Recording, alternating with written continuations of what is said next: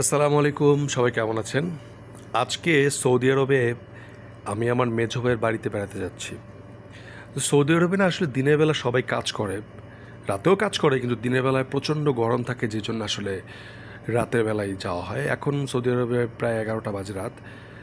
তো মেঝো ভাইয়ের দুটো বন্ধুও যাবে আমার সঙ্গে, তাদের আসার জন্য অপেক্ষা করছিলাম। তারা যখন আসলো তারপর একসঙ্গে বের হলাম। যাওয়ার পথে আমরা একটা সুপার শপে নামলাম। সেখান থেকে আমার ভাতিজি আফিয়ার জন্য কিছু চকলেট, জুস টুস কিনবে। আমি না করলাম, তারপরও কিনবে। তো সুপার শপ থেকে কেনাকাটা হচ্ছিল।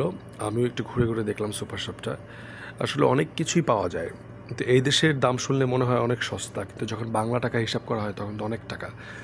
যাক, এখানকার সব কিছুই অনেক সুন্দর, ভালোই লাগে। কেনাকাটা শেষ প্রায়। কী কী কিনলো আমি জানি না। তো আমরা কেনাকাটা শেষ করে আবার রওনা হলাম।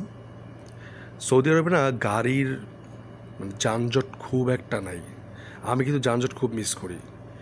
তো চলতে চলতে আমরা 7-8 মিনিটের মধ্যে পৌঁছে গেছি আমার ভাইয়ের বাসায়। এটা হচ্ছে আমার ভাইয়ের বাসা। আসলে ভাবি এখানে পার্মানেন্টলি থাকে না। ঢোকার সঙ্গে সঙ্গে দেখি আফিয়া আমাদেরকে ভিডিও করতেছে। মানে সে আগে থেকে প্রস্তুত ছিল ক্যামেরা নিয়ে যে আমরা ঢুকবো, সে ভিডিও করবে। তো ঢুকলাম। এটা হচ্ছে আমার ভাইয়ের রুম। সৌদি আরবে আসলে মানে অত হাইফাই করে থাকার কিছু নাই, কারণ এখানে কাজ করেই সবাই আসলে সময় পায় না। যতটুকু সময় পায় শুধু ঘুমায়। ভাবি আসছে 2 মাস হলো, প্রতি বছরই আসে, এসে এসে আবার চলে যায়।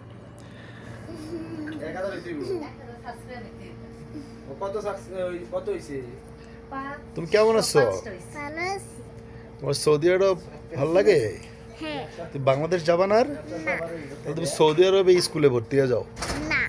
তাহলে না, তুমি থাকো। তোমার দাঁত না। আফিয়া তো আমাদেরকে দেখে অনেক খুশি, কারণ এখানে তো সবাই সবার ঘরে থাকে, কেউ বের হয় না, বাচ্চা কাচ্চারা খেলাধুলা করে না রোদের কারণে। যাই হোক, আমরা খেতে বসবো এখন। অনেক কিছু রান্না হয়েছে, মানে বিদেশে বসে দেশি খাবার, শুটকির ভর্তা, তারপর হচ্ছে যে ইলিশ মাছের ভর্তা, শাক, খাসির মাংস, মুরগির রোস্ট, অনেক কিছু, পোলাও। খাওয়া দাওয়া শেষ করে আফিয়া আমি অনেকক্ষণ মজা করলাম, খেলাধুলা করলাম।